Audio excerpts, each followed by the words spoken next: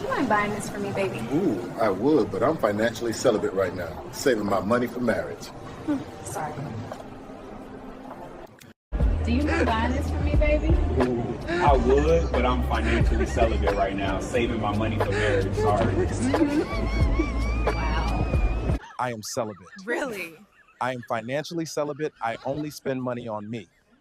Excuse me, ma'am. Can I get the check? I'm not going to make this very long. This is pretty much a stock market recap. Red and green are perfect colors since basically Christmas is a week from today. So yeah, today's Thursday. It is 6:42. As you can see, the Dow Jones right now is 47,951. It pulled back from 48,000. I think, what is it? The high, I mean, it's funny, they didn't really talk so much about it. The high was 48,886. We are getting closer and closer to Dow 50,000. So basically, I'm just sitting back and riding the wave. Now, I said I'm not going to make this very long, so let me just say this. As I expected, AI is continuing to do pretty well. But what I did not expect was that we were going to end up having a RAM shortage. And I did not expect that Micron's value would creep up so quickly, even though, as you know, I did tell you that you should definitely invest in Micron. Some people who I had told about it did it back way when it was like less than $10. And just like I had told you about AMD and Logitech while they were below $50, NVIDIA is, I don't consider it to be stagnating. I just think that right now the investment into it is slowing down. Microsoft, Apple, NVIDIA, Google, Amazon, they're all doing their own things. They're all doing their own, they're creeping up slowly but see, these stocks are mainly making up that Dow. So we are moving slowly towards 50,000. Unfortunately, with Trump in office, every single time he opens his fucking mouth, there's a pullback. What was interesting yesterday was actually news pretty much in Tesla. So for a couple of hours, I guess you could say, Elon Musk, his wealth exceeded I believe it was 600 billion, and he was supposedly the first person whose wealth had exceeded 600 billion in history. Obviously, most people expect that he's going to end up being the first trillionaire, but that may not happen until SpaceX launches its IPO. And when you look it up, you look up the numbers. I believe Musk owns about 411 million shares of Tesla. And that's out of like a outstanding, I believe the number is like 3.5 billion shares or something. So he owns a decent portion of Tesla. Because Tesla had hit $495, his wealth exceeded 600 billion for a very short period of time. But what was weird was there were I had published it. I said I was going to sell all of my shares of Tesla as soon as it hit $500. I was absolutely expecting it to hit $500. So I actually went on Charles Schwab and I put in a sell all limit order for $500 to sell all. What I didn't expect was that it wouldn't hit $500 at all, and it just did a rapid pullback to $468. I think it actually went even lower than that. What was weird, though, was today it jumped back up to $483. And that's where, well, actually, earlier today it was about $488, and it set at $488 most of the day, and then it went down to $483. It's very possible that it might suddenly jump again it might jump tomorrow to $500 before the weekend actually hits. I just don't know, so we got to have to wait.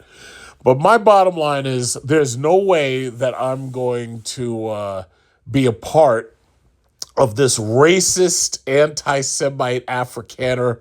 I just don't want to be a part of it anymore. It's just like with those people who are like, yeah, I bought this Tesla before I knew Elon was crazy.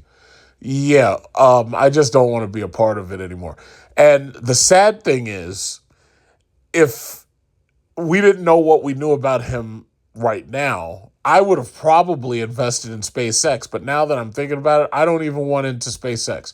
I understand that Starlink is going to make money. I know Starlink is going to be profitable and everything, but under him as CEO, I don't really want to bother with it. So when they launch their IPO, I'm pretty certain that is probably going to do pretty well. I'm pretty sure a lot of people are going to rush into it and they're going to put their money into it. There's other places I can put my money. There's just other places I'd rather put my money. I don't want to deal with that. And there's not that many companies that I refuse to deal with. The last time I felt like selling all my stock, it was in Stellantis. Stellantis was fucking up the product. And basically, as you could see, Stellantis is still fucked up. So we hit a high of, what was it? I was at like $25 a share with Stellantis, and I had hundreds of shares of Stellantis. And it started dropping. They started, canceling products. We went from like sky high profitability down to like nothing. And basically, yeah, what was it? The high was $28. So yeah, it went all the way up there. As far as I remembered, it was like 25. But I was like, you know what? I don't want to bother being in Stellantis anymore. So I sold it all. And Stellantis still does pay a dividend, but you're getting, a dividend on a stock that is sinking, and you have no idea whether or not they'll be able to even stay in business. So I was like, nah, I don't want to deal with them no more. And I just, I got out of there. And I rotated that money into credit card stocks, which are actually doing a lot better now. Credit card stocks, Goldman Sachs, so forth and so on. So yeah, a lot of, speaking of red, now we got the Christmas colors. So first we started off with all green, and now we got the red. And this will probably be where I'll stop here with this portion of my video. What happened to your cryptocurrency, boys? First of all, you got Peter Schiff over there he's running laps on you, talking about gold is $4,365. Because, they've been talking about buying gold for a long time. Fox News, they had William Devane, and they had all these old washed up stars. And they had these guys talking about buying gold for a very long time on these conservative channels. That's when I first noticed about buying gold. You had even people like Ron Paul talking about it. And thing about it is, this Bitcoin ain't looking so fabulous right now. Bitcoin is down. The largest holder of Bitcoin, MicroStrategies, is way down. I never really expected that it would actually run to 100,000.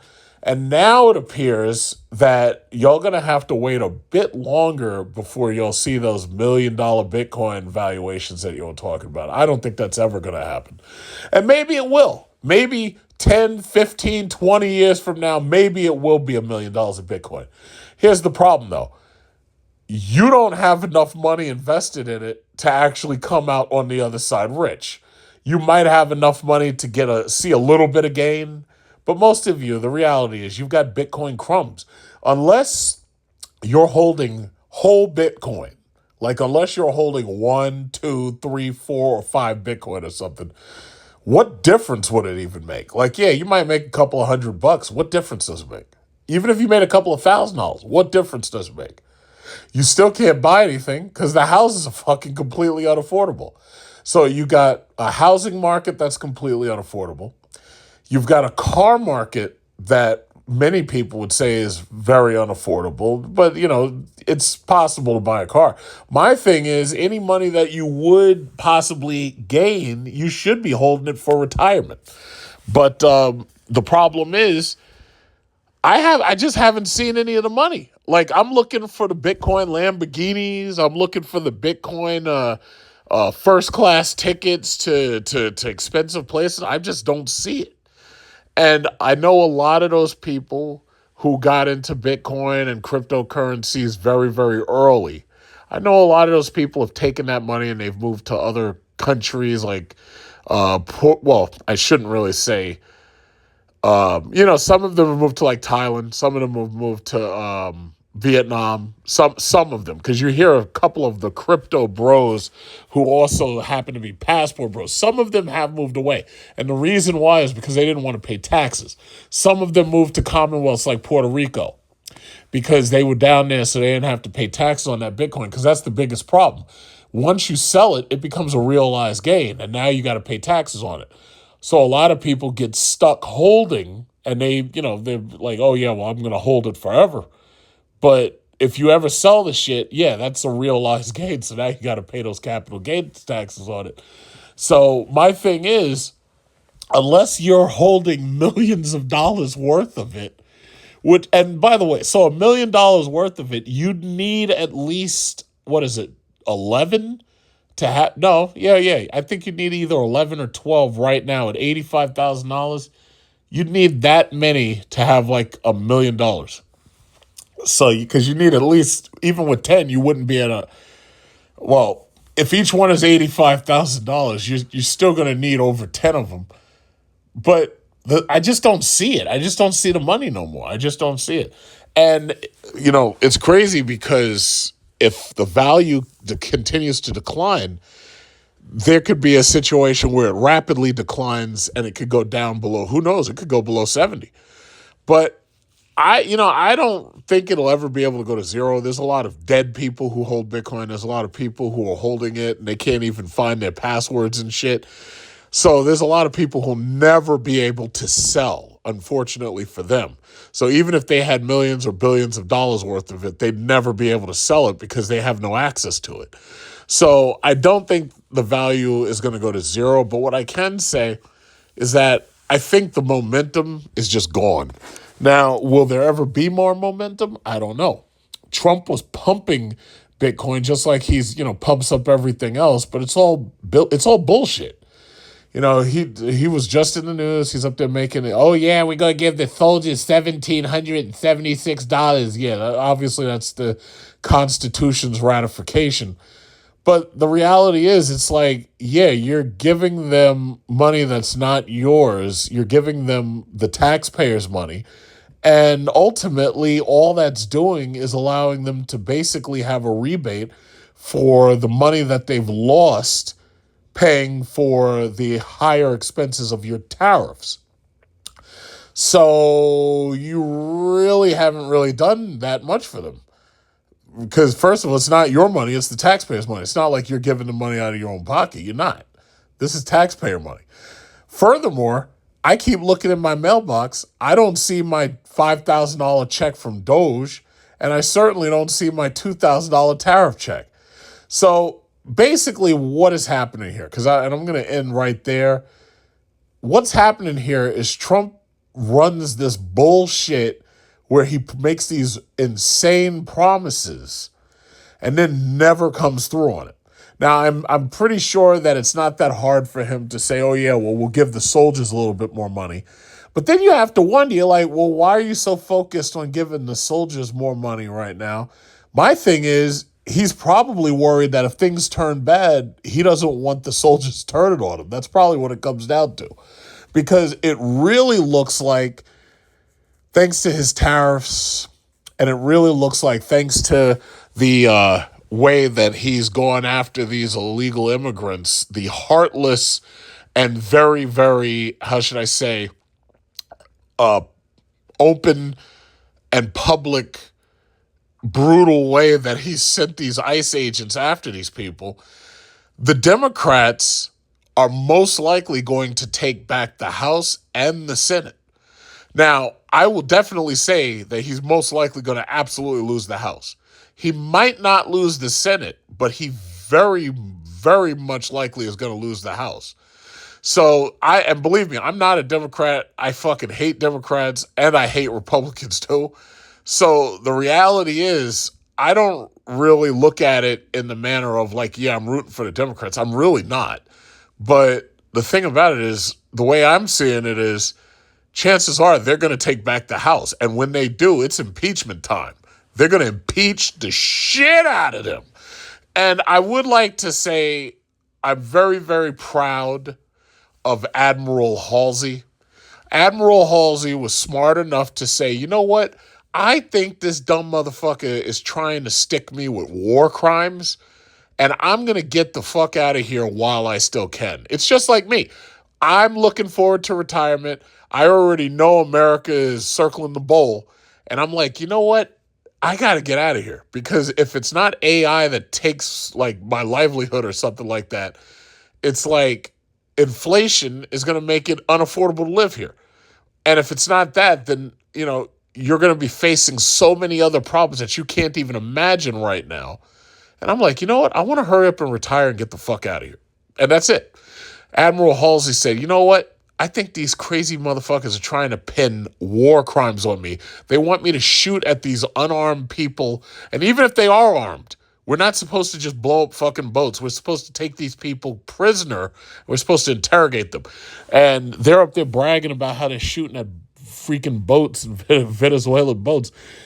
This guy said, you know what? I'm out of here. Let me quietly resign. I'm going to get up out of here, and this way they won't be able to pin nothing on me. That is genius, because I think some of us know a setup when we see it. Some of us know when somebody's setting us up. Because the thing about it is, Trump might not go down, but you damn sure everybody else will. What did they call it in Independence Day 4? They called it plausible deniability. He tried to pretend he didn't know nothing about it, and now you're the fall guy. It's like, nah, I ain't trying to play that. I ain't trying to do that. So Admiral Halsey, congratulations, sir. You made it out. Good job. But yeah, this whole crypto market is red. Good for them. And there's really not a whole lot else I would see to talk about. My bank stocks, my dividend stocks, my credit card stocks, my oil remaining, my gas remaining, all of those are doing well. I will leave you with this. These data centers, and I've talked about this a couple of times, these data centers are pushing Google and Amazon and some states like Indiana to bring back nuclear power. The Democrats at this point, the left wing, they're so stupid and dumb that you got Bernie Sanders trying to rail against the data centers. But the thing about it is that's coming regardless whether he likes it or not, so there's not much he could do about it. But they used to protest nuclear power, but at this point, I think they're not even paying attention to it like I am. So nuclear power is making a comeback. As you can see, you got Trump hijacking fucking oil tankers like a pirate. So I'm still an oil man because I still believe in oil. I still believe in gas. I still believe in natural gas. You could, theoretically, if you're putting your portfolio together and you're still investing, you could still put money in oil and gas. I would only put my money in the stocks that pay dividends, though, so this way you can be sure that you're actually earning something for whatever you're putting into the market. But oil, gas stocks that pay dividends, credit card stocks, bank stocks, if you don't have enough money to fuel big tech and to put more money into big tech, then you can leave big tech alone. I would go after the bank stocks, the oil stocks, the energy stocks. I would go after credit cards. Americans are spending money that they don't have, but they do have credit cards. I got a letter in the mail today from Discover. They got another card that they're trying to get me to get. It's got a 0% interest, 0% finance term. And I already have that from Wells Fargo. It's like they are sending us these credit cards and they're trying to get these people to drown themselves in debt. It's like your job as an American citizen is to take on as much of that $38 trillion national debt as you possibly can without capsizing. That's your job at this point. And my thing is, I use credit cards as a tool. I use them to pay for things, but I pay the balance right back. I am not interested in running balances. I'm not interested in paying interest. And it takes a lot of discipline to do that. But discipline is just something you're going to have.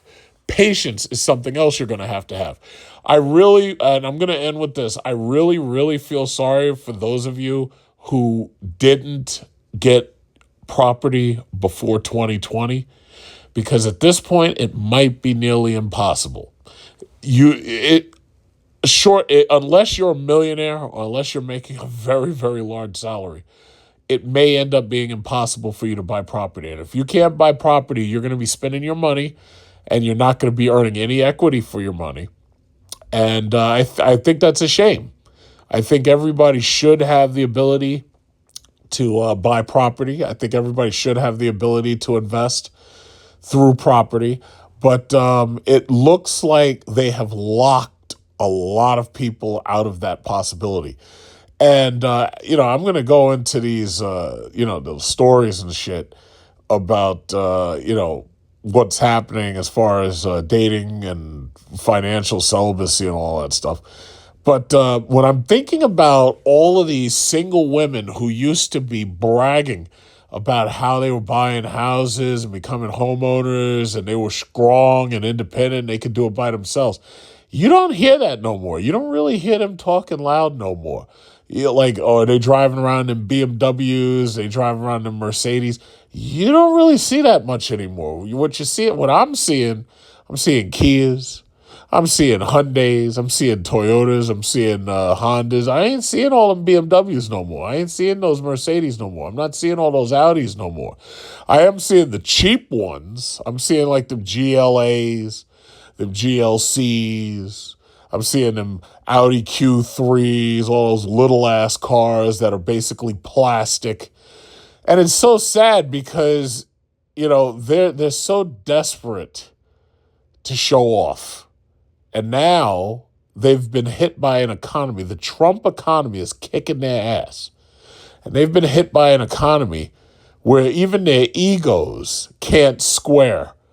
The math just ain't mathing. They can't square what's happening at this point because they're going, they try to get financial advisors. They're trying to get these people like you. I've been approached by people, who want me to be their financial advisor. I'm like, listen, I don't want to be a financial advisor because as far as I'm concerned, you're doomed.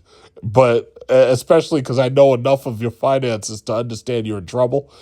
But I've been approached by people for advice and shit, and it gets to the point where you're like, wait a minute, I don't think you see the bigger picture. You can't afford X, Y, and Z. You can't afford a house. You are one income, and most of your money is going over here to this. I don't think, and it's sad because you want to be positive, but in this environment, you really can't when you see the bigger picture. But this Trump economy is kicking people's asses. A week from today is Christmas. People are spending all this money, but they're spending credit. They're not spending cash because they don't have it. And I just think I don't know what's coming because years ago back in 2020, nobody could have guessed that we were going to get hit by COVID. And this popped up and it changed the world forever. Nobody could have guessed. So I can't make long-term guesses considering the chaos that we currently have in our government, the chaos that we're currently afflicted with. I cannot make long-term guesses. What I can say is that there are certain things that you can be doing to try to protect yourself financially. And putting together a good portfolio that actually pays you back and allows you to build that portfolio towards your retirement, that's probably the best place that you could start. Most of you are not going to be able to buy a house. A lot of you are going to end up renting for a very long time, indefinitely. Saving money, investing money, the extra, if you have any extra, is probably the best way to go. Spending it on luxury cars and luxury clothes and stuff is probably not a good idea. I don't know what's coming, but you got to understand, this is Trump's first year, and it is a fucking mess. You've got 3 more years. You've got 3 more years of this shit. Personally, I'm okay.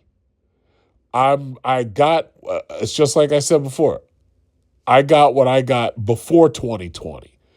It's like I'm able to stay just ahead of the chaos. Because if I was trying to be in the housing market right now, I would go crazy because you can't buy nothing. And whatever you look at, you're going to be outbid on. But this economy, Trump economy, is kicking ass. And it's funny because I got people who are trying to troll and, oh, yeah, well, this would have never happened if it had been for Obama and Biden. I'm like, you must have forgot about the fact that the economy literally fell apart as Bush was leaving office in 2008. It's like Obama wouldn't have even been president if the Bush economy was doing great. He could have forgotten it. But that's not what happened. Bush fucked up so badly that people were willing to elect Obama twice.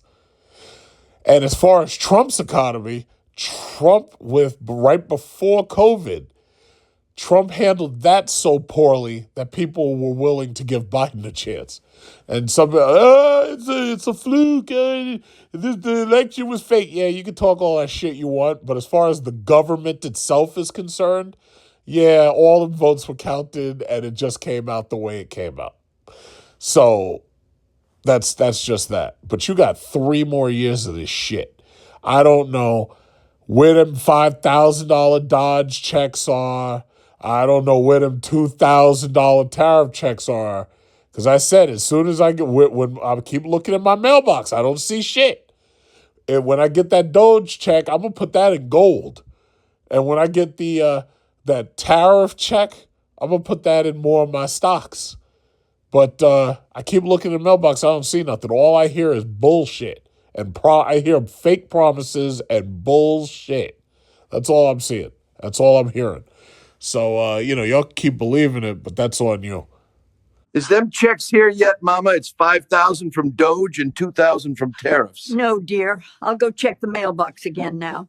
Thou shalt not pardon drug dealers while murdering helpless fishermen. F you, stupid libtard! Daddy, we're poor because you're stupid and racist. Billionaires are manipulating you to fight your own economic class. Okay, baby, the minute we get the tariff and Doge checks, we pay these credit cards off. I can't believe we spent $25,000. 7,000 times 2, baby. Simple math. Oh my God, honey, the $5,000 Doge check is here. Oh wait, never mind. It's our new insurance premiums. Fucking Democrat. While some of you might think that the term financial celibacy is a new term that just came up on TikTok, I'm about to basically show you that this is an older term, or at least an older concept that has been around since, before 2024. And it's actually been tried before. It's just that they didn't put the name on it that you've got right now, calling it financial celibacy. So what is financial celibacy? Let's see. It says, lately I've been encountering more women who have been sharing their commitment to celibacy until marriage. Yeah, right. As a refugee of purity culture, I'm well aware of some of the many arguments and perspectives on the topic. Honestly, the whole idea of saving your first kiss for your wedding seemed far-fetched. But this new wave seems a bit different. It's a way of life that also includes a dedication to self-care and sometimes an exploration of spirituality. Let me just warn you before I even start reading this. Obviously, the person who wrote this is a woman, and women tend to drag and drag and drag on. It's like when, I'm coming home and then all of a sudden my phone rings and I get a call from a female coworker or just some woman I know who just wants to talk to me. I have to mentally think, it's like, do I really want to take that call or do I want to keep listening to my music? Because she will keep me on that phone for a solid hour, a half, 2 hours, 2.5 hours. She'll keep me on that phone and I have to consider, I was like, gee, if I don't pick up, she'll think that I'm ignoring her call. But if I do pick up, she's going to annoy the shit out of me for like the next 3 hours, right? And, when women call you up, it's like they're talking as if everybody else at the job is the problem but them. But the more and more you listen to what they're saying, you're like, wait a minute, you're the problem. And of course, you have to be supportive. I really feel sorry for husbands who are trapped in that, that it's like psychological torment. And it's like you have to agree with what she's saying, because otherwise, if you disagree, you're risking divorce, or she might cheat on you with somebody at work. You just don't know. So anyway, where are we? It says, but let's be completely real. Dating these days can seem more like a numbers game. We swipe left or right based on our preference and wants. No. People only swipe left and right if you're stupid enough to put your photos on these goddamn dating apps. They suckered you into this shit, and once you put yourself out there, now you're getting chosen or abandoned by the person who swiped left and right on you. So you should know better than to be on there at all. It says, we're also quick to move on if something is said or done that we don't agree with. However, the whole experience of going on a date seems to still have some rules attached to it that are becoming more difficult to navigate. Generally, the person who asks for the day pays the bills for the date. The person who has been asked is supposed The person who has been asked is supposed offer to Okay, you guys got to proofread this shit. It's to offer to cover. The person who has been asked out is supposed... Wait, now you're confusing me. Okay, first of all, I'm a millennial.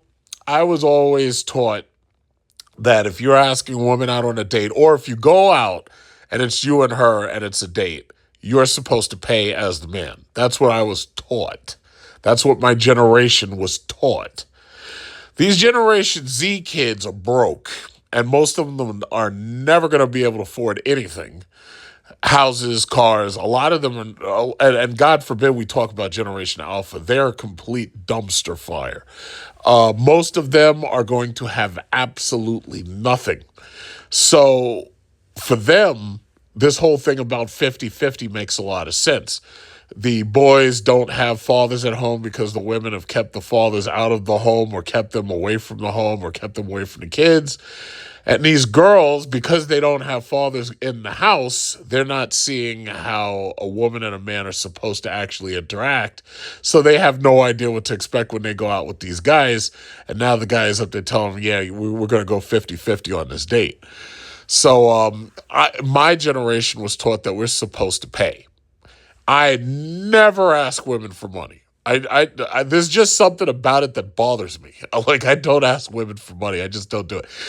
And you know how some would be like, oh yeah, well, you could offer to give me money for the ride or something because, gas is expensive.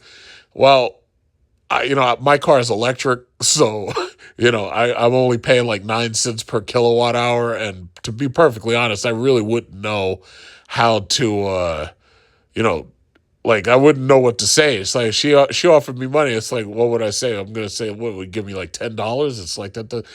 I just don't do it. I don't want your money. It's like I want something else, but I don't want that money. You keep the money. But in fact, I was at Costco the other day, and there was this chicken there, and I walked into Costco. I'm going towards the deli, I think it was, or the produce section, because I had to get like milk and I had to get something else, right? And out of nowhere, she just taps me on the shoulder. She's like, excuse me, could you help me get this? So she was shopping for a grill, and she was from out of state, and she just happened to be there. She was using a mom's Costco card, and she's shopping for a grill. A big, heavy grill. I guess the box probably was about 150 or 200 pounds, right? So I help her get it into her cart, and then I continue on about my way. But then I thought about it, and I was like, you know what? She's not going to be able to get that thing out of the cart because it's just her. So, I go and find her because I only had to get like 3 things. So I find her at the cash register. And I saw, skipped the line. She skipped the line, and most of the other people didn't realize she skipped the line. Because you know how you go to the self-checkout, and they have like a line that curls around, and some people don't notice when other people get on that line? Well, she skipped the line, and then I saw her skip the line, and I was like, you know what? There's a lot of people in here. This place is crowded. So what I could do is I could go up to her, and I can take advantage of the fact that she skipped the line.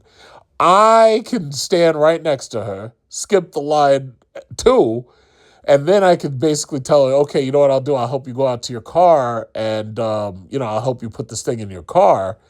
So I'll benefit, from skipping this line. And you'll benefit because you need my man strength to get this fucking box out of the car because this thing weighs like 200 pounds. And long story short, everything went perfectly. And, I went out to her car and helped her get the thing into her car. And by the way, you women really have to do a better job about maintaining your cars because her brakes were squealing. I'm pretty sure that her pads were down to the indicators. And I could hear it just sounded like a metal mess. And you women do not take care of your cars. And that's the reason why your cars fall apart.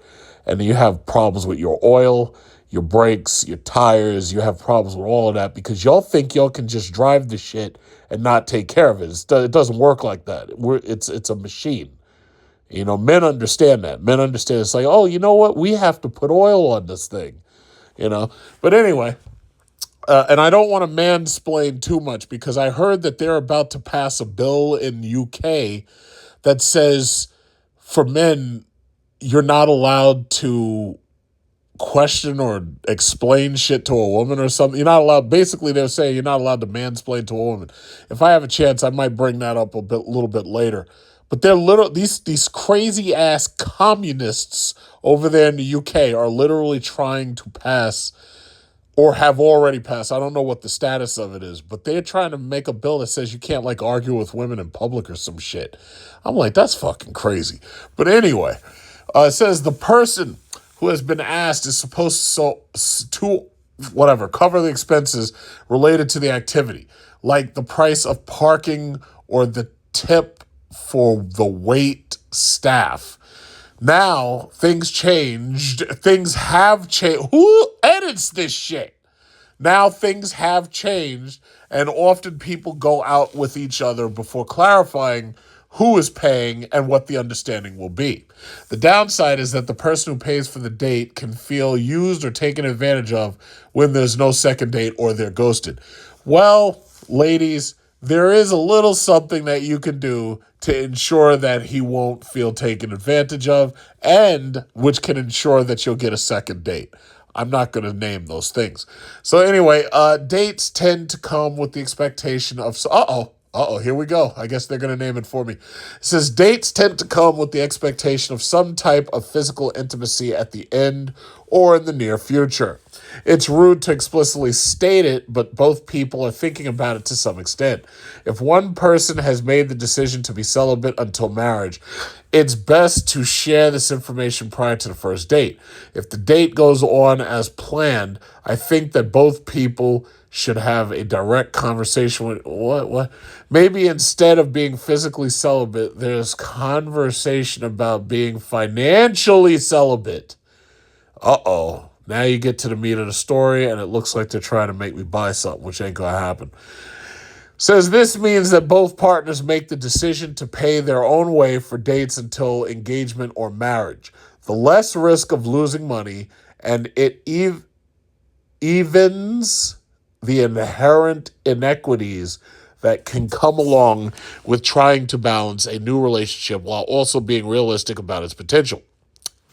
It's an idea that could be helpful for both partners so that they could make a logical and well thought out decision about long-term compatibility while getting to know each other. Aww. Okay, so this is what they've been doing. What they do is they publish these shit stories and then they try to get you to upgrade and pay to read the rest of it. And I refuse. I'm not going to do that. But long story short, this whole idea about financial celibacy. Okay. Firstly, the way I see it is, yes, if you're going out on a date, that could be a personal decision about who pays and everything. Me personally, if I'm going out on a date, I pay pretty much every time. That's just how I do it. I know everybody else has their own things and, different people earn different amounts of money and all that stuff, but I don't know. Okay. this whole idea about financial celibacy, what basically this is, as I've seen on TikTok, is basically the men are like, I'm not buying you anything. I'm saving my money for marriage. So the only way I see that is fair is if she's not putting out. If she's putting out, then yeah, and if you're exclusively dating, like if she's your girlfriend and she's not messing around, which nowadays you can't be certain about because if she's a nurse or if she's a flight attendant, chances are she's cheating on you. In fact, if she's just about doing any job where she's not in your direct line of sight, yeah, she might be cheating on you. If, for argument's sake, she's not cheating, yeah, if she's putting out and she's not cheating, yeah, you pretty much have to spend your money. You gotta spend your money. You have to. That's your role. That's your role in this game. But now you're dealing with people. You're dealing with dudes who don't want to spend any money on these women at all, and you're ultimately dealing with these women who, because we've seen the stories, some of these women have been like abusing the dudes, getting dates, getting food, and then ghosting them. It's like, I can understand the reason why the men are apprehensive about spending on them, but these women have been doing them dirty. So I have to say they kind of deserve this treatment. But if you're actually in a mutual relationship, you'll know the difference. And the thing about, because I think back to when I was in college, it was like I had a girlfriend in college every Thursday or Friday because I didn't make a lot of money. I didn't make much money. I was working at Best Buy, and those bastards were only paying me like $8.50 an hour or some shit. And this was back in like 2003, I believe. Yeah, this was about 2003. And we would go to Applebee's, and they had the 2 for $20, or we go to like TGI Fridays, and they had like a similar 2 for $20. She never complained. I didn't complain. It was okay. She didn't complain. Where was I? I think, if I'm not mistaken, how did I get there? I think I had to take public transportation, if I'm not mistaken, because at that time I wasn't driving. And later on, when I did start driving, yeah, it was easier to get over there because she was in a really bad area for me to have to drive to because it was far away. But she never gave me a problem. Like Cheesecake Factory shit. Like Cheesecake Factory would have been twice as expensive as what we were getting. But we would go out Thursdays, Fridays. I'd always take her out. I'd always pay for it. I'd never ask her for money. And that's just what it was. But this new generation, you guys are terrible. And I can understand why, because you broke, most of you are broke. You're undereducated, you're poorly educated, you're not making that much money. So Generation Z, yeah, you guys got problems that you're going to have to work out. I don't know how you're going to do it. But Generation Alpha, yeah, a lot of you females in Generation Alpha, you'll be lucky if you can get these dudes to take you to McDonald's. Because they're gonna be real broke. Like I know Generation Z, they don't make much money, but Generation Alpha, they're gonna be super broke. They're gonna be so broke that you're gonna have to argue with them just to get them to spend a food stamp on you. It's gonna be that bad.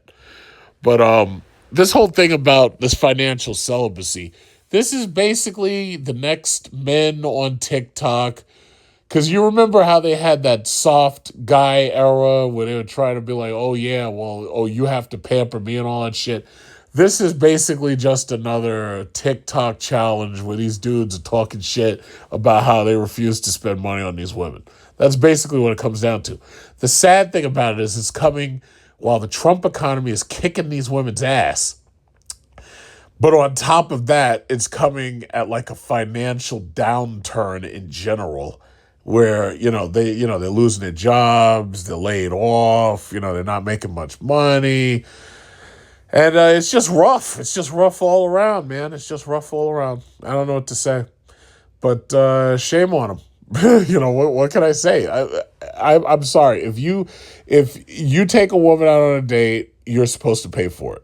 Now, I would first of all, this whole thing where these women are suckering you, stupid moron, you simps, into going out and spending $300 on a steak dinner. Yeah, you deserve to get taken advantage of. You kind of. I have to say, you deserve that. I would never. Never. It's like she would. I'd have to be married to her, or she'd have to have at least two of my children, or okay, at least one child, before I'm taking you out to dinner like that. That's crazy. We'd have to be married. But these women trying to sucker you into doing that on a first date, it's no wonder why dating has fallen through the ground and nobody's dating no more. It's no wonder. Because who would take somebody out under those circumstances? It's like, I ain't spending that kind of money. What are you, crazy? No. In fact, I personally don't even like going out to places like that. I like going to if I want to go to a nice restaurant and I know we're going to spend some money, but we're going to eat like animals and we're going to have a really good dinner. We go to Fogo de Chao. I like Red Lobster. I know a lot of y'all don't like Red Lobster, but I don't care. I like Red Lobster. And as long as I like it, that's all that matters because I'm the one who writes the checks. But Red Lobster, Fogo de Chao, Texas Roadhouse, maybe, Famous Dave's. I like Famous Dave's. I've taken these chicks to, what is it? I've taken them to, there was some barbecue restaurant over there, and I forget what the name of the place was. But I kind of like simple meals. I don't feel you got to spend top dollar to go out on a date. But these dudes, I mean, if you're taking it to the point where you refuse to pay for a date, I kind of think you're taking it a little too far. Now, if you're dating, you should remember birthdays. You should remember Christmas. You should absolutely remember Valentine's Day. You're supposed to get her chocolate and flowers. You're supposed to get her, for Christmas, you're supposed to get her a little something. I'm not talking about spending a lot of money. I'm just talking about, something nice, like sentimental gifts and stuff like that. But a lot of these dudes, they're not doing any of that. See, the problem is, ladies, these dudes are getting their passports. That's the problem. A lot of these dudes getting their passports. They're not only saving themselves for marriage, they're saving themselves for foreign wives. That's what they're saving themselves for. So, I don't know what the answer is for you, because for some of you, there is no answer. You're screwed. And, I know you got the ego, and you're like, oh, yeah, well, I got dozens of men trying to marry me. Yeah, I get wedding proposals all the time. Yeah, right. And then you're 40 years old, single, unmarried, and childless, or you're 40 years old and a single mom saying that same nonsense. When I hear that bullshit, and I've heard it so many times, I let it go in one ear and right out the other, because it's egotistical. Ladies, you have to understand, you're not men. You don't have, time is not on your side. Those eggs are dropping. Your gumball machine is emptying out. You know how you go to Key Food and they have that gumball machine? It's like 25 cents and it's right in the front of the store so the kids see it and they expect you to give them a quarter to put it in that gumball machine. Every single time that thing turns, one of your eggs drops from your fallopian tubes, makes its way down to your uterus, and it embeds itself in the uterine wall. And it expects to be fertilized, right? Your gumballs have run out. And you're not getting any more gumballs. Meanwhile, these kids, they got those quarters. They can make quarters up until they die. That when I'm saying they make quarters, I'm talking about the men. The men can have children up until they die. Your gumballs have run out, but the men can have children up until they die. So if that means that they're 60 or 70 or 80 and they decide to go down there to Colombia or Southeast Asia or Brazil or whatever it is, and get themselves a wife half their age or lower than that, maybe 30. They might be 70, she's 30. It's like there ain't nothing you can do about it because she's a woman and she's allowed to make her own decisions and she's a consenting adult. So there's really nothing you can say. I mean, you can call him a scumbag or a predator or whatever. Bottom line is, he's still got his quarters and you don't have any gumballs. That's what it comes down to. My recommendation is you're going to have to be a little bit more, I hate to say acquiescent or forgiving, but you're going to have to be a little bit more willing to negotiate. At a certain point, you're bringing very little to the table. And at a certain point, there is no more table. And once there's no more table, negotiation is pretty much out of your hands.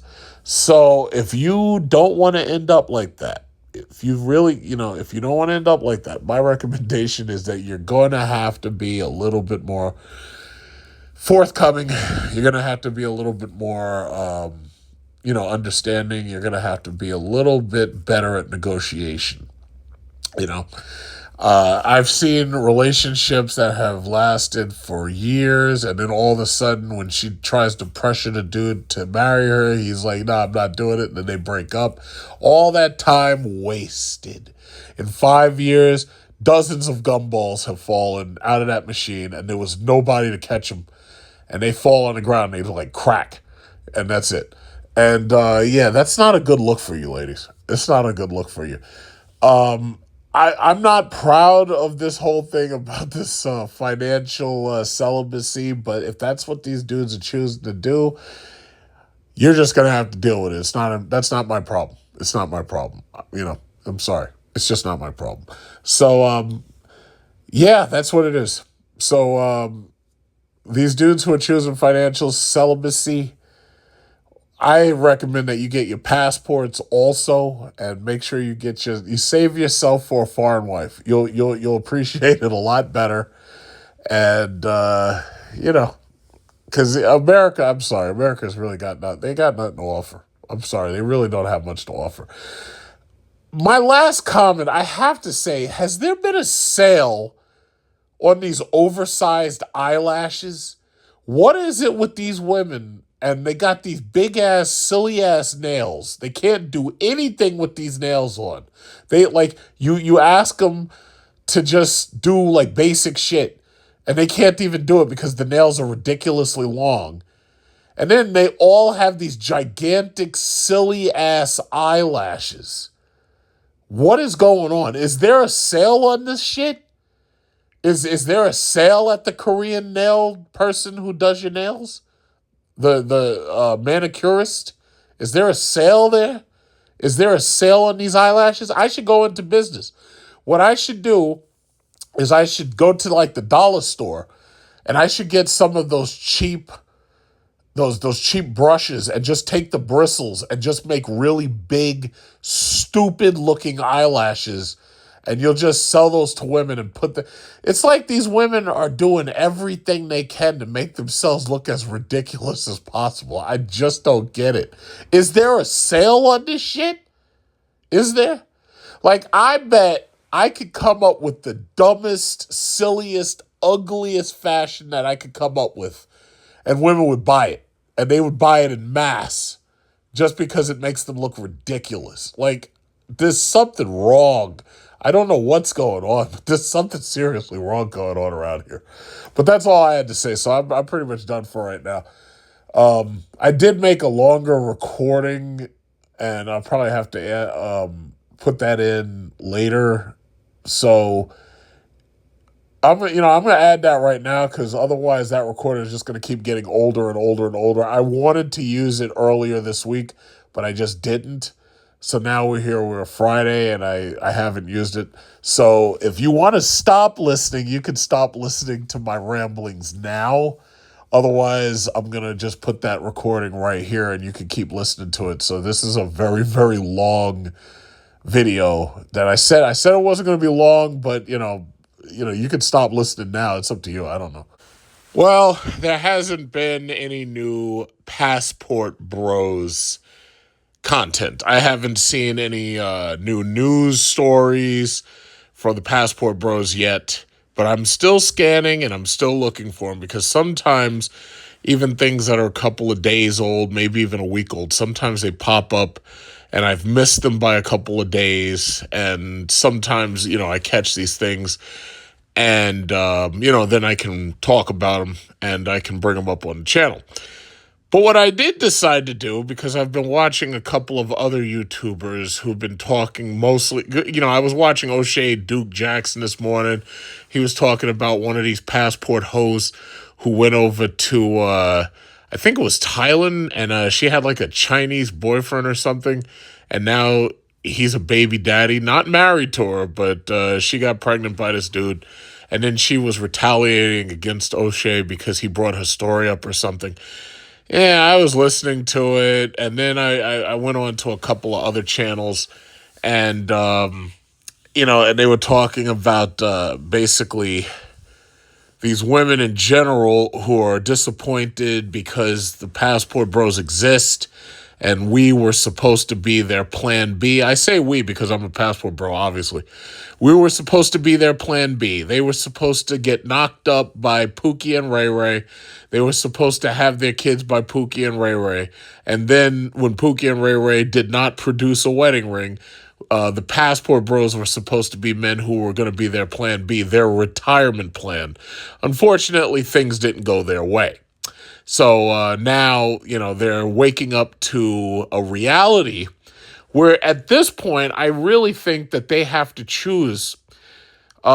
Choice one is that they're going to be single moms for the rest of their lives.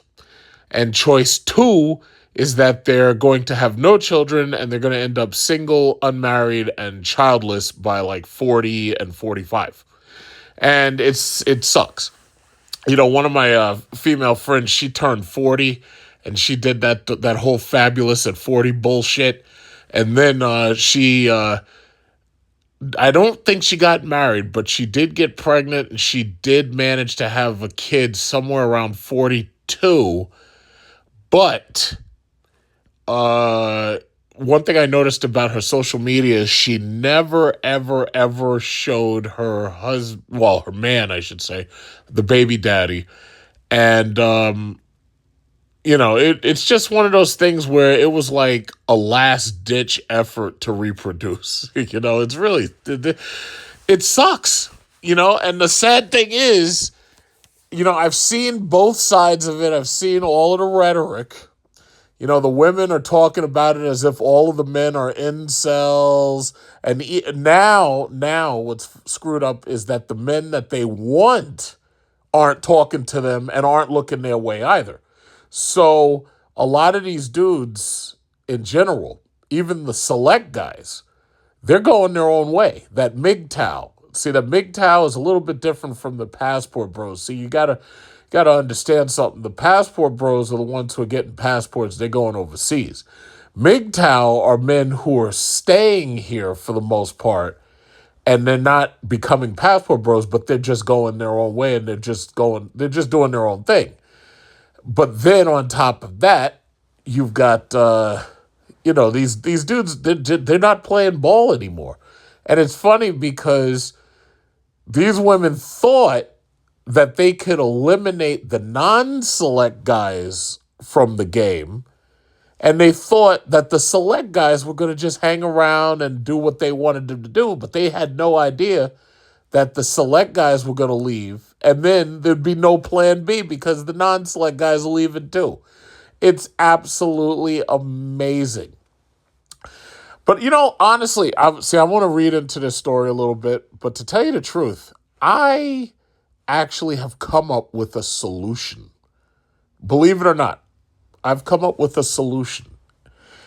And I want to actually talk about my final solution. This is my final solution because the passport bros, as far as I'm concerned, the passport bros are the final solution to this problem. They're picking up, they're getting their passports, they're leaving. I've come up with a solution, and it involves technology. I think, hear me out on this. I think that when Apple makes smart glasses, eyeglasses that are integrated with AI and technology and everything, I want you to think about it like this. Imagine that we got these glasses on, and imagine that the AI is so plugged into the internet and so plugged into everything that we know just about everything about each other without even having to talk to each other. So I want you, now I know chances are this flies in the face of HIPAA laws and all that stuff, but imagine this. Imagine that this is my solution. Now I need you to hear me out. Now imagine if we had AI glasses. So you got your AI glasses on. Now imagine that you could look at a female, look at a woman, right? And you know right away what her body count is. You know whether or not she's dating. You know whether or not she's got children. And you know whether or not she's carrying any STDs. And that could work both ways. Imagine you're a female. Imagine you're a woman. And you got these Apple smart glasses on, right? And you look at a guy. And you know right away. You know if he's got any STDs. You know if he's dating another woman, or you know exactly how many women he's got. Imagine that you, because you already know how tall he is. That's pretty obvious. And you can pretty much guess whether or not he has a six-pack, which he probably does not. But yeah, think about it like that. Imagine if we had these glasses and you could automatically know who you could approach and who you don't bother approaching at all. So two people are looking at each other, and all of the data and the underlying metadata, all of that stuff is instantaneously flashing across your screen. And you, like, there was a game called Watch Dogs, and I think I played it for like a little bit. I didn't beat it. But even Cyberpunk is like that. Like, imagine it's like Cyberpunk where you look at somebody and you know a bunch of things about them. You don't have to talk to them. You just know everything about them. Like, that would, I think, either solve our problem or it would absolutely exacerbate the problem. I'm not sure. But I think it would help solve the problem a little bit. Like, could you imagine if you could look at somebody and automatically know how many people they've been with, or you know if they have children or something, or you know if they've got diseases? Because to tell you the God's honest truth, if I had glasses and I knew who had what disease, it would allow me to avoid all of these people like who are coughing and shit and sneezing. And like if they got COVID or something, it's like, yeah, I'm gonna stay away from you. Or if you've got like herpes, simplex B, or whatever it is, I'm gonna stay over here, you stay over there. I'm not talking to you at all. You know, I don't even want to be near you. Because that shit on your lip has got some shit on its lip. So no, you stay over there, I'll stay over here. Could you imagine that? It would be perfect. It's kind of like that movie Gattaca, where like if you just got like a hair follicle, you could like run it through a scanner and you automatically know how smart somebody is and everything. I think that is like some people are talking about AI and they're like, oh yeah, there's an AI bubble. I don't believe there's an AI bubble. I'm going to continue investing into these AI stocks. I'm going to get my dividends one way or another. Bottom line is, I don't think there's AI bubble. I think we're going to push AI to the max.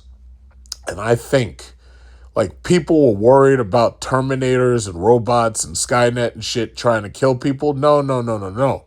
I think the technology is going to get to the point where, first of all, it's going to take all of these people's jobs. The people are going to kill each other because they're going to be fighting over food, shelter, and water and all that.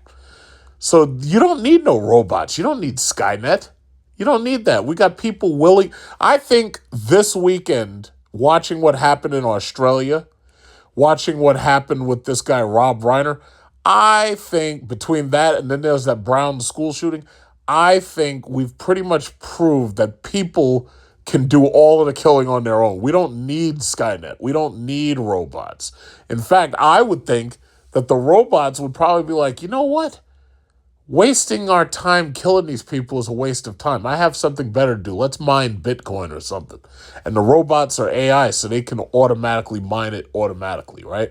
But I think that's the direction we need to go. I think we need AI glasses that automatically tell us everything about people, so that this way we know whether or not to even bother talking to you.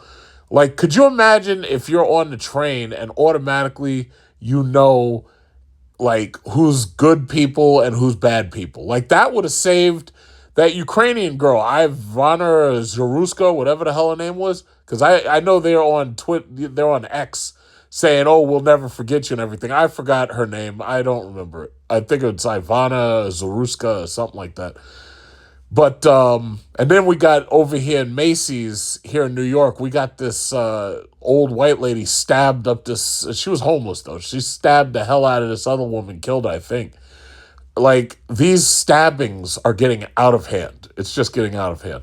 But I'm straying away from the point because I just had some really good stuff, and I'm a little energetic right now. But anyway, I think we need to push AI as far as it'll go, and I think we need to have these AI glasses as soon as possible, and they will allow us to know everything about each other, who's good, who's bad, criminal record. Because you got to remember, a criminal record is public knowledge. So that means that it's unlike the HIPAA laws. Because if you notice, like if a sex offender moves into your area, you get like a beep on your watch with the Citizen app, and it tells you that this person moved into your area. To which I reply, because I have the Citizens app, and if one of these people moves into my area, I get this beep on my watch, and I look at the picture, and it shows the guy. And I'm thinking to myself, I'm like, what exactly do you want me to do about it? Like, is it like Jason Bourne, like the Bourne Identity, where when somebody's face pops up on my phone or my watch, I'm supposed to go kill him? It's like, what do you want?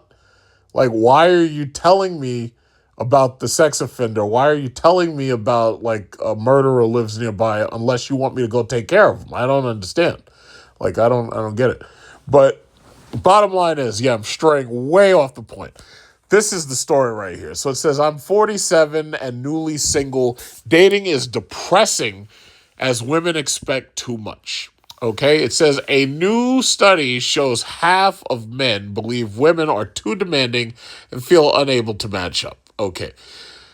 Dylan would like a girlfriend. He's 19 and has just started his first year at university studying physics.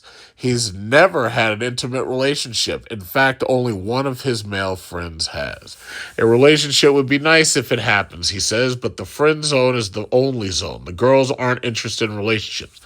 Now, once again, if we had these AI glasses, you'd just put the glasses on and you'd know right away who's interested in relationships and who's not. You'd be able to see the good women, and you'd be able to not, like, either you could turn them off, you could not see the bad women, or you could see the bad women and you just know to stay away from them. Like, think about it. If we had those glasses, it would be like that movie They Live, where, like, when you put the glasses on and now you're looking at people like in a way you've never seen them before, and then the bad women, you could see their whole skull and everything, and their eyes are messed up, and they're looking at you. He can see! We've got one over here who can see! You know, and then they all try to do something about you, like they try to get rid of you or something. But I think AI glasses, Apple eyeglasses, I think that would revolutionize everything. I'm telling you, it would work. Okay, so anyway, it says there is growing evidence that within Generation Z, the genders are turning away from each other. A recent Vogue editorial, which went viral, posed the question, is having a boyfriend embarrassing now? It reported online chatter in which boyfriends were described variously as lame, out of style, and a hit on a woman's aura? What? Social media is full of women listing icks and red flags about men. Okay. Now you're starting to see why China is banning American social media. Now you understand it. Like, one thing I have to appreciate about President Xi is that when the PRC, CCP, Communist China, you call them whatever you want, when they see something that they feel is threatening their society, they cut that shit off immediately. On Friday nights, at a certain time, they cut the video game internet off. They don't want these kids laying up at night playing video games all goddamn night and not producing anything. They want these kids studying so that they can be smarter than your kids, smarter than you. I appreciate President Xi. I appreciate the PRC government. I appreciate them because I see when they see something that's hurting their people, they cut that shit out. I really do. They saw OnlyFans and they said, wait a minute. This is going to turn our women into whores. We are going to, you know what we're going to do? We're going to cut that shit out. That's it. And that's it. One thing I appreciate about the PRC government is when they feel like flicking a switch, they turn shit off. And by the way, I've lived in China. There were times when I tried to get on Google, couldn't. You couldn't. I tried to get on Yahoo, you couldn't. You can only get on yahoo.cn. You can't get on the regular Yahoo that's here in America. It's just like with TikTok. TikTok, they've got these women talking shit 24/7 a day. But in China, if you turn on TikTok, TikTok is educational. TikTok is pro-China. It's educational. They don't say anything bad about China. They don't tolerate violence on TikTok. They don't tolerate misandry. They don't tolerate misogyny. So if you're saying things that are like anti-woman, anti-men, they cut that shit off. Social media here in America, however, has brought you to exactly what you see. Declining marriage rates, declining fertility rates, declining birth rates, declining dating. It's basically turned people against each other. But in China, when they see something that threatens their people, they turn that shit off. It's just that simple. It's just that simple.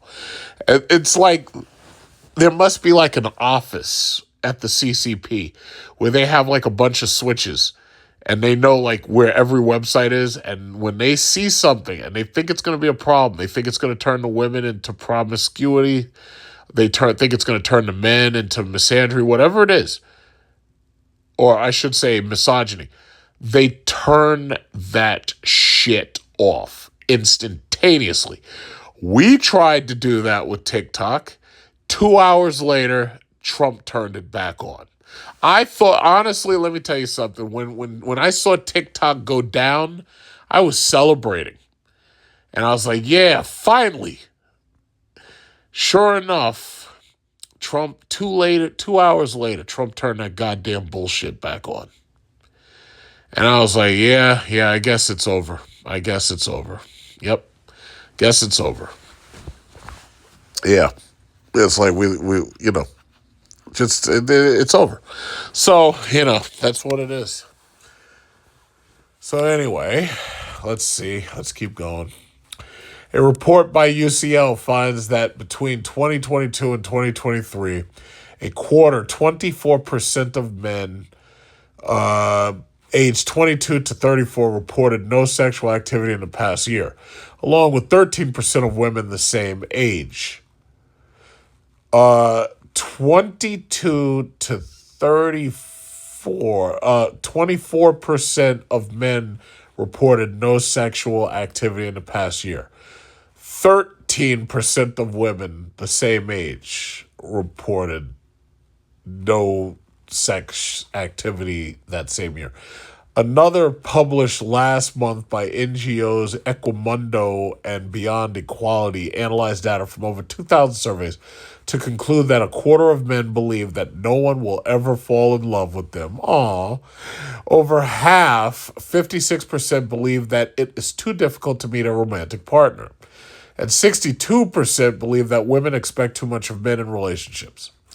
Across all age groups, men are feeling pressure to meet increasingly complex expectations of what it means to be a desirable partner.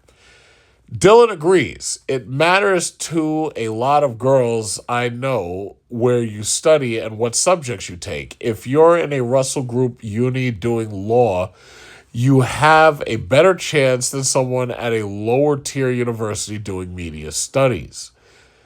I'm doing a maths degree, and that puts me in the nerd category. It feels like men are consigned labels and women don't bother looking beyond that to get to know the person underneath. And it's not just the younger generation who feel expectations have become unrealistic. Paul, 47, separated from his wife of 21 years last year. I've used dating apps for the first time, and it's all about looks and the image you present. I'm a short, bald bloke with crooked teeth. I'm short, I'm bald, I've got crooked teeth. That's fucked up. I work in finance. I'm not glamorous, I'm a normal bloke. Okay, so this must be the UK, I guess. I haven't got a chance. I don't get much interest. I've been on a couple of dates, but nothing came of them. Even the choice of date venue seems to have changed now. It's not enough to go to the cinema and then a restaurant. Women want to be wowed. One woman I dated told me she wanted to be treated like the queen she is. What does that even mean? You know what that means? That means swipe left or whatever it is that you get rid of this person permanently. Delete that. Delete her freaking profile. When I get on Facebook, let me tell you something. There are people. See, here's the thing with these goddamn social media apps. These things are spying on you. And I think we all understand that at this point. They go through your emails with the AI. They find email addresses. They try to link you to people that you know, even if you don't necessarily want to be linked to them.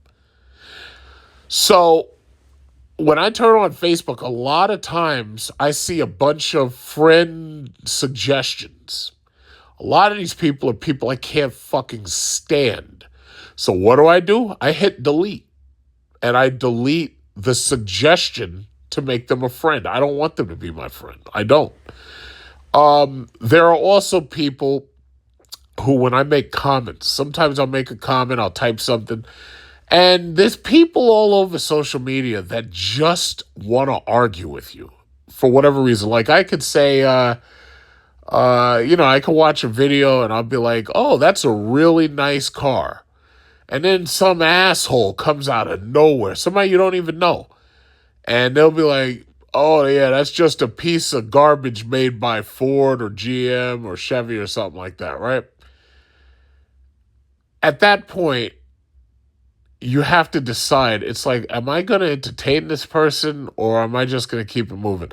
Usually what I'll do is I'll just type a simple comment. I'll be like, yeah, I don't argue with poor people. And then I block them. But the bottom line is, social media will connect you to people that you really don't want to bother with. Like, what I'm trying to figure out is why isn't there a setting where I can make a comment, but make it so nobody can comment on what I said? Maybe I don't want your fucking reply. Yes, I understand everybody's got an opinion, but maybe I don't want to hear yours. Maybe I just don't want to hear it. If I have to block you and ban you and shit off of my profile, yeah, I'll do that. But that's making an extra step that I might not want to have to do. Maybe I just want to make a comment and just let it sit because see, here's the thing. If you comment something and it's a declarative statement, then that becomes a fact. It's not an opinion anymore. Like, for example, if I say, I love my iPhone because my iPhone has 2 terabytes of storage, that's not an opinion. That's a fact. That's a declarative statement. Why should I have to hear one of these assholes come in, oh, yeah, well, you should have bought a Galaxy Android 29 or whatever the hell they're up to. And I'm like, yeah, but I just said that I love my iPhone. And then you'll be on a pro iPhone page, not bothering the Android people. But one of the Android people finds it necessary to come and bother you about what you're saying about your own phone that you paid $2,150 for, like the one I'm holding now. Why is it that I have to argue with people? Maybe I don't want to argue with people. Maybe I'm just tired of arguing with people who I just don't think I should have to argue with. Like, do you see what I'm saying? I hope you see what I'm saying. So, the best thing you could do with some of these people is block them. That's really the best thing you could do. It's just like I said with these glasses. I'm going to keep going back to these glasses. If I had those AI glasses, if I had a pair of glasses just like in They Live, and I could put them shits on and right away I know everything I need to know about everybody else. I know not to sit near you. I know not to hang out with you, not to hang around you. I know to keep you at bay. If you've got like, what's a communicable disease? Let's say you got herpes, right? I'm not hanging with you. It's just that simple. I'm sorry. You see, it feels to me like this fucking society is trying to force people together who don't want to be together. That's what it feels like. Maybe I don't want to hang out with you. Maybe I don't want to be around you because you got herpes. Maybe I don't want to hug you. Maybe I don't want to kiss you because I'm afraid that maybe you're using Valtrex and the Valtrex is hiding your outbreak. And you have an outbreak, your Valtrex is hiding it. And if I give you a hug, I'm going to wipe some of that herpes on my lips or something. And now I've got herpes. You know, it's like maybe I don't want to be socialized or I don't want to socialize certain things in. Huh? Did you ever consider that? No. Like, you see, and that's the thing. It's just like with this whole argument about mental illness. We used to lock these people up. We used to put these people in cages, in asylums. They used to literally lobotomize people. Like, what was it? Regardless what you hear about the Republicans, John F. Kennedy got that started where he was like basically getting rid of the mental institutions because John F. Kennedy had like a sister, and I believe she had been like lobotomized or whatever. And he didn't like the state of these mental institutions. So what he did was he basically defunded them. And over time, Ronald Reagan got blamed for it, but it was really John F. Kennedy who started that ball. I could point out the actual act that he signed, because he literally signed a presidential act to get that started. My bottom line is we used to lock these people up. Like, why are they running around free, pushing people in front of trains, stabbing people, and so forth and so on? Like, how did we get to this? As far as, like, you know, I'll keep moving. I'm pro death penalty. As far as I'm concerned, when you have committed heinous murders and stuff, there's no point in keeping you alive. I don't understand. Like, for instance, we just saw this Rob Reiner, right? We just saw Rob Reiner today, right? Now, I've been warning people for a long time about Generation Z and Generation Alpha. And I've been saying the same thing over and over. Matricide and patricide rates are rising. I haven't seen any statistics because it feels like if they do statistics, they're not telling us about it. But I have been noticing patterns in the news about children killing off their parents. Sometimes it's their father, sometimes it's their mother. Matricide and patricide rates have been rising. Now you're just about to see a high-profile matricide and patricide. Here's my question. Let's say, what's his name? Nick? Yeah, his name's Nick too. Nick, let's say Nick is found guilty of matricide and patricide. He killed his parents off.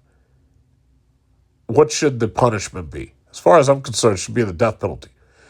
I don't know if you, in that state where he is, I don't know if they use needles, the electric chair, whatever it is. But the bottom line is we need to make statements, and we need to make public statements.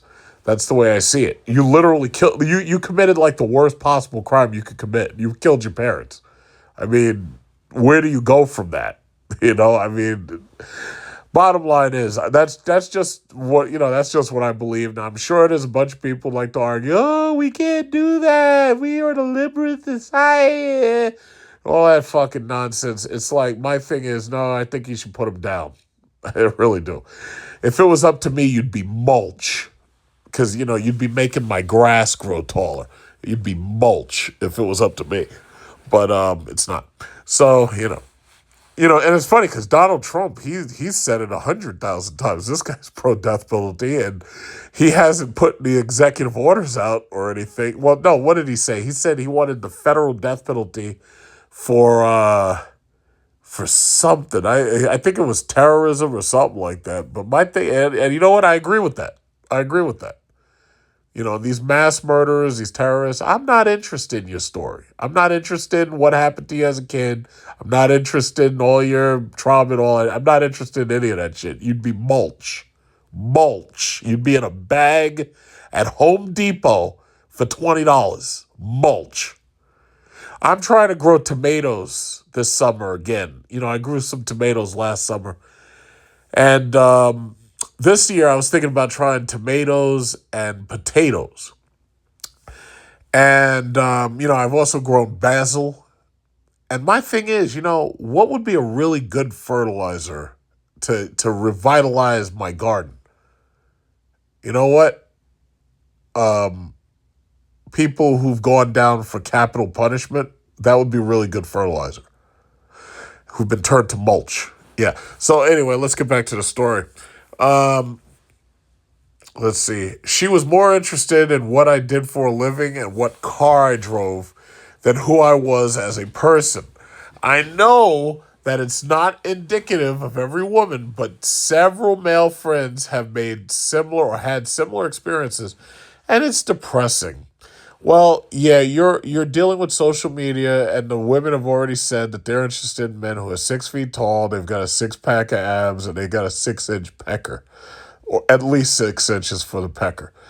And 666 is the number of the beast. I don't know where they came up with this shit, but they did. It's just what it is. Daniel Guinness is director of Beyond Equality, an organization which works with men and boys to promote positive messages about masculinity. He says the falling numbers of people in relationships is partly down to the fact that there's less expectation for people to get married and raise a family. But disillusionment is being driven by dissatisfaction with dating sites and a feeling of pressure to be a certain way, as social interactions increasingly take place online. I've been telling y'all for the longest, get off these goddamn dating sites. Please. Do yourself a favor. These dating sites are nothing more than the height of women's hypergamy. If you're stupid enough, and I'm just going to say it just like that because I want you to understand that I mean this. If you're stupid enough to put yourself on a dating app, you deserve for them to swipe left on you or right or whatever it is. Because I don't use them. I don't know if it's to accept the person you swipe left or if you don't like the person. I don't know. Bottom line is, if you're stupid enough to put yourself on one of these dating apps, you deserve to be rejected. What you're basically doing is you're allowing these women to choose whether or not you're worthy of swiping left or right on you or whatever. Don't give them that power. I don't know why you're giving them that power. Why? A lot of men recently, and I've already made this story because I've already done this story. It was in a different article. Men are not going to the sperm banks and donating sperm anymore. Black men specifically are not doing it.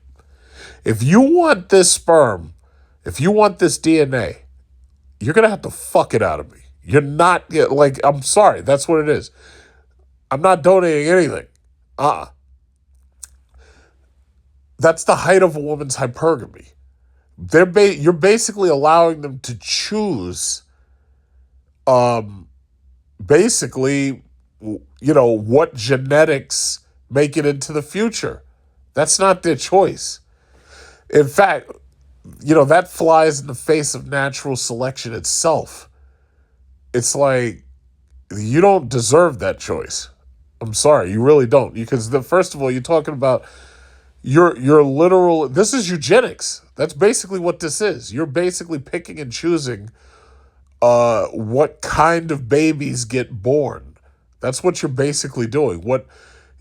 No. Don't give them this choice. That's the problem. choice. You're giving these people too much choice. Have you ever you go into these restaurants, you look up at the menu, and the restaurant has no pictures for its menu. So what you're doing, you're looking at just the words, you're looking at the names of the food, but you have such a hard time choosing. You know why? You got too many choices. You go into Key Food, you go into Target, there's all these cereals, and you're like, wow, there's just so many cereals. There's like 100,000 cereals in there, but you only have a choice between Republicans and Democrats. You only got 2 political choices, but you got hundreds of choices of fucking cereal. The problem is choice. Stop giving them the choice. If it was up to me, all men would cancel all dating apps. They would delete them out of their phones. The dating app services would collapse overnight. They'd collapse, all of them. As far as these men not donating sperm, I applaud you. If these women are so desperate to be able to pick and choose who they get to procreate with based on what they've heard, because most of those sperm banks are bullshit anyway. Most of them are scams. I mean, there's a story, The Baby God, where there was a doctor who was literally impregnating a woman with his own sperm cells, and he got in trouble for that. There was a guy, there's been a couple of guys who basically they called them reproductive abusers, and they were donating to multiple different sperm banks. And then all of a sudden, now you have a population of people that grows up and then they realize, hey, well, wait a minute, these people are related. And you know, it's just crazy, man. This is the type of shit that shouldn't exist, but it does. Just stop. And I'm glad that a lot of you have decided not to participate. I'm glad. Just stop. Just stop it. Just please. Delete that shit and just keep moving, okay? Just delete it. All right. Online dating allows people to dismiss. Now, here we go. Now you're talking. Online dating allows people to dismiss potential matches with ease and without getting to know them. Today's sites allow users to filter on a granular level, selecting not only for looks, height, and weight, but also for political views. That's where you're going wrong. That right there, that political views is where you've gone wrong. Because I tell you what, I really think that a lot of these females might be willing to negotiate on height and weight. But when it comes to political values, oh no. If you get in there and you say, yeah, hi, my name is Brad, and I'm a white male Trump supporter, you're getting swiped left on.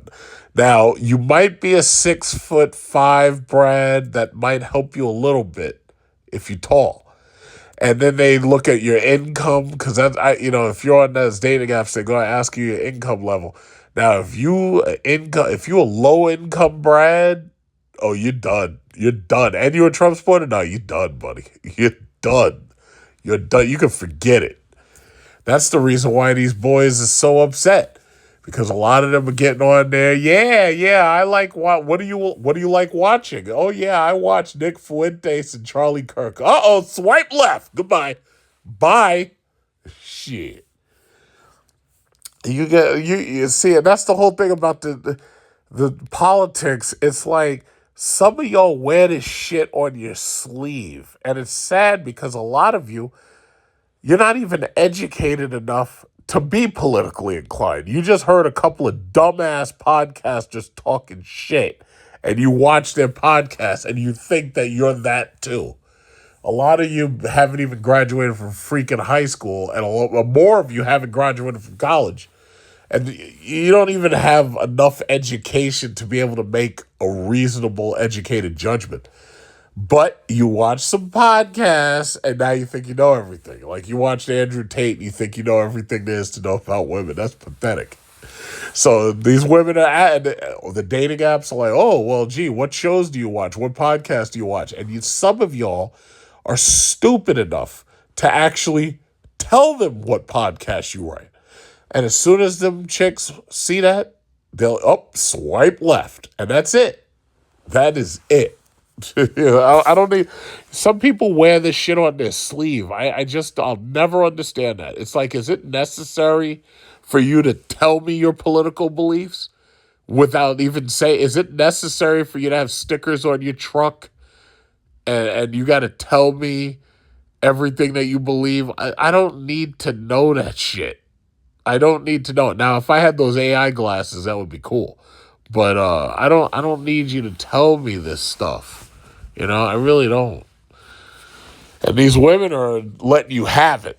And to tell you the God's honest truth, you deserve it. Because I've told you, get off these fucking apps. I've just said it, get off these apps, please. In this environment, it's not surprising that virtual relationships could be gaining appeal. You can set your own boundaries, choose the appearance and personality of your AI lover. What? And dictate when you interact. What the hell is an AI lover? If you get bored, you can delete them. But there are concerns that this technology sends confusing messages around long-term relationships and the effort they take. What social media itself has done, social media has basically convinced people that if I don't like you, I can simply unfriend you. If I don't like you for whatever reason, I can simply unfriend you and move on. That's what it's done. And the problem is real life doesn't really work that way. The problem is what happens if you have coworkers. And that's why some of my coworkers, I don't want them joining my Facebook because I don't want them to see the shit that I'm saying on a regular basis. I don't want them to know my YouTube channel. I don't want them to subscribe to me because I don't want them to know the shit that I'm saying on a regular basis. Unfortunately, what happens if you have coworkers and they're women and a lot of them fall right into the patterns that you're describing? That probably would get pretty awkward at work for you to come in after releasing a new video and they're staring. Because I'm pretty some of my coworkers do know that I'm a gun owner and they know that, I talk shit on the internet. They know. So some of them, they may avoid you or they may talk to you a different way. They may treat you a different way or whatever. I don't want y'all on my channel, certain people. And the sad thing is social media has created an environment where people are joining and following other people. But the second that they say something that they disagree with, all of a sudden they want to unfollow you. Like, there are people who followed me. And they agreed with everything I was saying right up until I said something they didn't agree with. And then all of a sudden, I can't believe you. And then they want to talk all this shit. And I'm like, listen, guys, it's like, that's just what it is. It's like, this is not open up for debate. This is what I'm saying. And that's it. Oh, yeah, well, I'm unfollowing you because I can't believe you'd say something like that. Like, you just said my PhD was bullshit. And and you just said, it's like, dude, look, this is not an airport. You do not have to announce your departure. And that's it.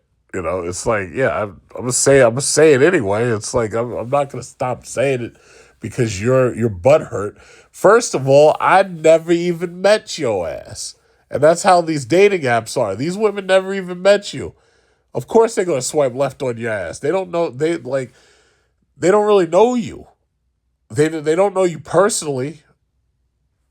So of course they're gonna swipe left. It's like they had enough of your shit. You talking shit and they don't want to hear it. It's just that simple. I'm sorry. All right, so what is this? Simon Gunning is CEO of suicide prevention charity Campaign Against Living Miserability. What the fuck? Calm. Campaign Against Living Miserably. Huh? Calm. I never heard of that shit before. He says, we find a lot of confusion around the definition of relationships. Long-term commitment seems to be a problem. Short-term satisfaction seems to be the norm, and short-termism is a real psychological issue. Not just for boys, for everybody. It creates unrealistic ideas about how life is meant to work. not just in relationships, but things like careers too. Okay. Within relationships, expectations have changed too. Around half of cohabiting couples are now dual earners, and both parents work full time in over half family households. The average dad is now doing about 3 to 4 times more childcare a day compared with 1970. And like the woman who were, or I should say the women who were sold a lie 4 decades ago when they were told they could have it all, are finding it a slog.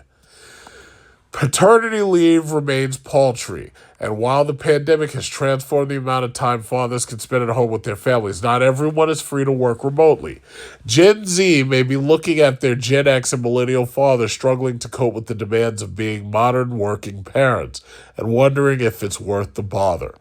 The picture that emerges is a generation caught between desire and disillusionment, navigating a dating landscape that feels more like an obstacle course than a pathway to connection.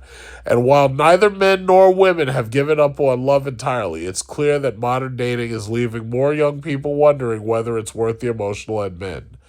All right, let me tell you something. You see, the problem is there's so much stuff in here that they're not willing to say. And that's the problem. See, me personally, I don't have a problem saying the stuff that they're not willing to say. First of all, they are ruining young women just as quickly as they're ruining young men. These women, or I should say these girls in high school, they're getting contraceptive injections. They are riding the carousel through high school into college. By the time they're in college, a lot of the dudes don't want them anymore because they have reputations, high body counts, and so forth and so on. I don't even have to replay that entire rhetoric diatribe. I don't even have to replay that. But the reality is these women are getting ruined.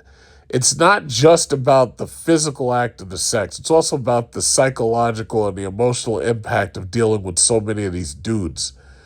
These girls got boyfriends, and they're getting their hearts broken, and they're carrying all that, because the women call it trauma. They're carrying all that to the next guy. But the bigger issue that I see here, just like in the very beginning, how they talked about, where is it?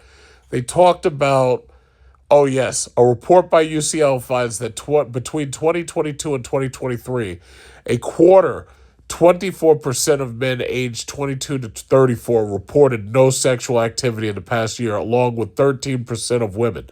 Right there, you've got 24% of these men reported no sexual activity, but only 13% of the women reported no sexual activity. So these women are having way more sex than the men are.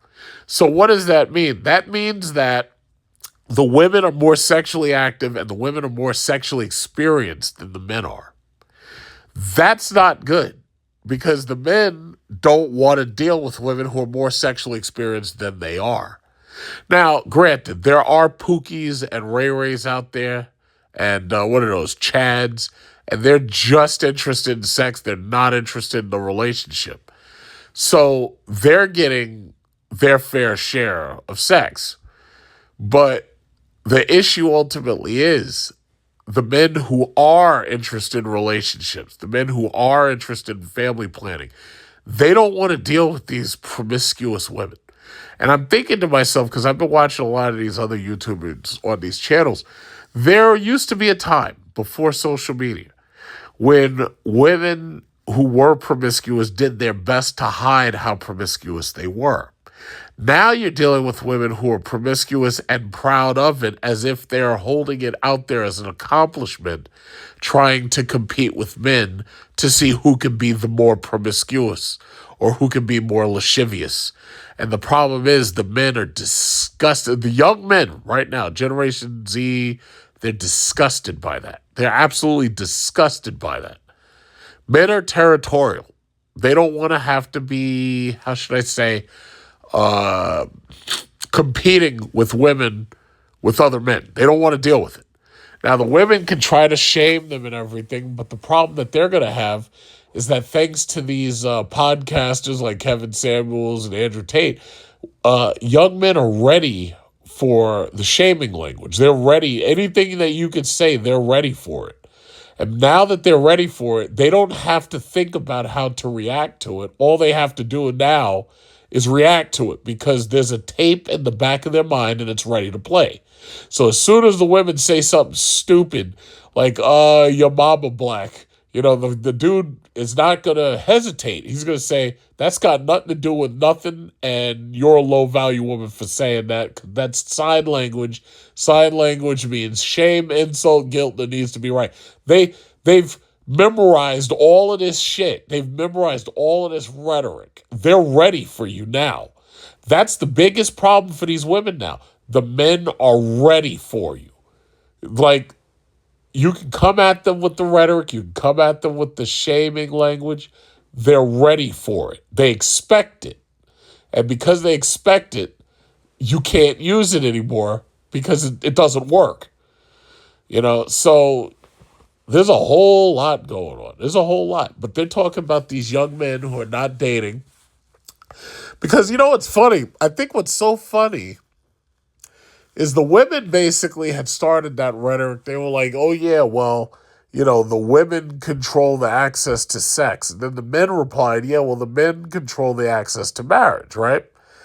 But what men didn't realize, and I think a lot of them still don't realize it, men really control access to family because women do not build anything. As I've said 100 times, women don't build anything.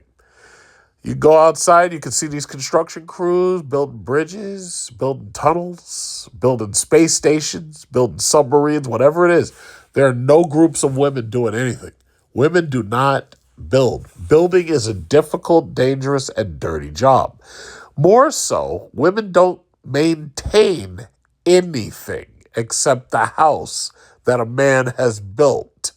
And that's a fact. There are women out there maintaining the house. They're keeping it neat and tidy and everything. But they didn't build that house. The man built that house. A group of men built that house. And that's just a fact. I'm sorry, it's just a fact. There are no groups of women maintaining buildings. There are no groups of women maintaining bridges. There are no groups of women maintaining space shuttles. It's just, I'm sorry, that's just what it is. Now you can say, oh, well, that's because the women weren't trained for it and the women didn't go to school for it. Nobody cares why. I'm saying that it just doesn't happen. And I'm saying that nature implies that it doesn't happen. It just doesn't happen. Women don't build anything. I'm sorry, but that's the fact. So the issue ultimately is the men, by going their own way, they're literally causing entire industries to collapse. By not having families, by not having children, they're literally causing entire industries to collapse. They're causing stores to go out of business by just choosing not to participate. They're literally causing entire industries. The wedding industry. I passed by David's Bridal. There's like nobody in there. I passed by some of these stores that sell like men's dress clothes, things that you would expect to wear or to go to expensive dates and stuff. They're not selling those things. Like Men's Warehouse, they damn near had to file Chapter 11. In fact, what was it? Brooks Brothers went out of business not far from me. The men are pulling back. What happened to date night? I see a lot of these podcasts. I see these women complaining, oh, why aren't the men taking us out? Where the men what happened to the candlelight dinner and all this? I'm like, candlelight dinner? Well, candlelight dinner. Y'all need to stop reading those romance novels, and you need to stop reading those or watching those rom-coms. Those romance novels, those rom-coms. Y'all need to cut that out because, yeah, that day is over. First of all, if you're lucky, you'll get a millennial to pay for a dinner date. But when you're dealing with Generation Z and Generation Alpha, you remember how they were talking, how the millennial women were telling millennial men, oh, you can't take me to Applebee's and Starbucks and stuff, and you can't take me to, what was it, Cheesecake Factory? Let me tell you something. Generation Alpha is going to be so goddamn broke, you'll be lucky if he takes you to Burger King. You'll be lucky if he takes you to McDonald's. You'll be lucky if he takes you to Popeyes. That's how broke y'all are going to be. That's how broke you're going to be. I won't be surprised if Nick Reiner, when they get information out of him to find out why exactly did you take out your parents, I won't be surprised if it came down to money, or if it came down to like he needed a place to stay and they were trying to put him out. I won't be surprised. I will not be surprised. I don't know what it was, because I mean, I know they had money, but I won't be surprised if it comes down to that. You're dealing with people who are immoral. You're dealing with people who have no sense of right and wrong. You're dealing with people who at this point, like, I don't even know if it would be right to say that these people have souls at this point. Like, I don't even know. Like they're like mindless. They just don't. They're apathetic. And I personally think that a lot, like, it's funny, they're talking right now about why are these young people voting socialist. Well, guess what? You've got a group of people, you got a whole generation of people who are going to grow up. They can't afford shit. They can't afford a decent apartment. They damn sure can't afford a house. I'm sitting in my house right now. I'm laying in my bed. I got my ceiling fan up there. I got my brand new $5,000 computer right over here. I got 2 cars sitting outside. You think Generation Z, you think Generation Alpha, you think they're going to be able to afford shit like that? The average one of them ain't. And believe me, I don't even really consider myself above average. I consider myself about average for a millennial. I would say an above average millennial at this point is probably a millionaire. And I'm not talking about real estate millionaire. I'm talking about they've got a job where they're literally probably a millionaire. That's above average. I don't consider myself above average. I consider myself about average for a millennial. These Generation Zs and Generation Alphas, they're going to be so far below average until I personally think you're going to end up at war with them. I really do. I really, really do. As a millennial, I can honestly say, see, we had our differences with baby boomers. Like, baby boomers have gotten blamed by Generation X and Generation Y, that's me. They've gotten blamed for a lot of things. But, we've had our differences, and we're still able to work, and we're still able to get along. I think Generation Z and Generation Alpha, I think we're going to be at war with these motherfuckers. I really do. I really do. Like, I know you'd be like, oh, that's crazy. That'll never happen. Let me tell you something. When I was a kid, we grew up, we had rules, we had structure, we had more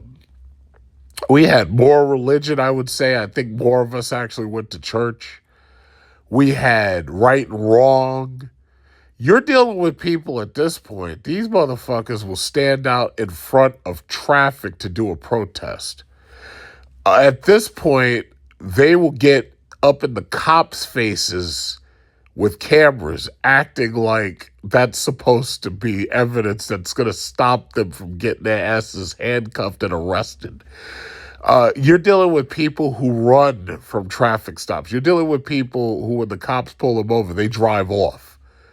I don't think, see, it's sad. A lot of the stuff that I see coming based on what I've already seen, I can't even really talk about that because it would be obscene. I think you're in for a rough ride. And I've said this 100 times. They're not talking about these matricide rates. They're not talking about these patricide rates. You don't hear them talk about suicide rates no more. I don't think you're ready for what you're up against. I really don't. And if you're older than me, like if you're a baby boomer, if you're Generation X, I just want you to understand that I don't think you're ready for what you're about to go up against. I don't think you're ready. I'm pretty sure Rob Ryder thought he was ready, but he found out he's not. He found out he's not ready for what I foresaw coming. You're up against your own. That's what you're up against. You're basically, there's a phenomena in nature where some animals literally eat their parents. It's called matrophagy, and when they eat the mother, and it's called patrophagy, obviously, when you eat the father. But that usually doesn't happen because it's the mother who lays the eggs, and she guards them and whatever until she dies sometimes. And the father or the male either got eaten by the mother, for energy, or he went out there to have more children, more offspring. But the bottom line is, I don't think you're ready for these things. I don't think you're ready to understand that you're on the chopping block and it's your kids doing the chopping. I don't think you understand what you're up against. Rob Ryder thought he understood what he was up against, but he found out really quickly that he didn't, if you see what I'm saying. But you're in for some chalk. And as far as getting Gen Z and getting Gen Alpha to date, oh no, you can forget that. You can forget that. They're going to do what they're going to do. They're broke. Unless you're handing them money to go out on dates. No.